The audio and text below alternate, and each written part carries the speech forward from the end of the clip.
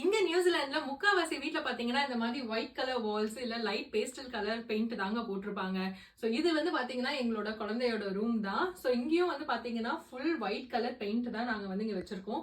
So ஒரு குழந்தை இருக்க வீட்ல வந்து எப்படி நாங்க வால்ஸ் வந்து இவ்ளோ வந்து கிளீனா மெயின்டைன் பண்றதா நீங்க காமிக்க போறேன் வாங்க.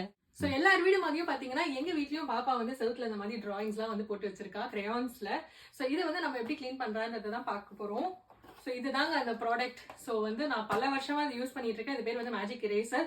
நம்ம ஊர்லயும் வந்து பாத்தீங்கன்னா அமேசான், மீஷோ இதெல்லாம் வந்து இப்போ கிடைக்க ஆரம்பிச்சிருச்சு. இதை எப்படி யூஸ் பண்ணி இதை எப்படி கிளீன் பண்றோம்னு பார்க்கலாம் வாங்க. ஒண்ணுமே இல்லைங்க, இந்த ப்ராடக்ட் வந்து நீங்க பாத்தீங்கன்னா ஜஸ்ட் ஒரு ஸ்பாஞ்ச் மாதிரி தாங்க இருக்கும்.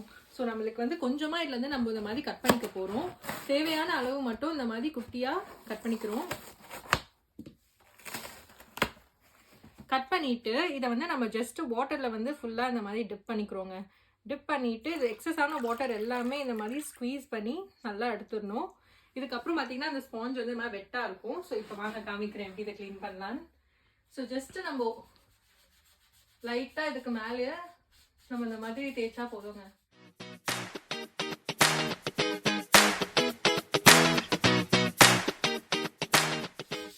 ஸோ இவ்வளோ டார்க்கான கிரேயான்ஸோட மார்க்கை கூட இந்த மேஜிக் இரேசர் வச்சு நம்மளால ஈஸியாக வந்து ஒயிட் பண்ண முடியுது.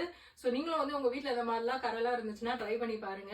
அண்ட் இதோட அமேசான் லிங்க்கும் வந்து நான் டிஸ்கிரிப்ஷனில் ஷேர் பண்ணுறேன். இன்னொரு ப்ளாக்ல பார்க்கலாம். டாடா பாய்.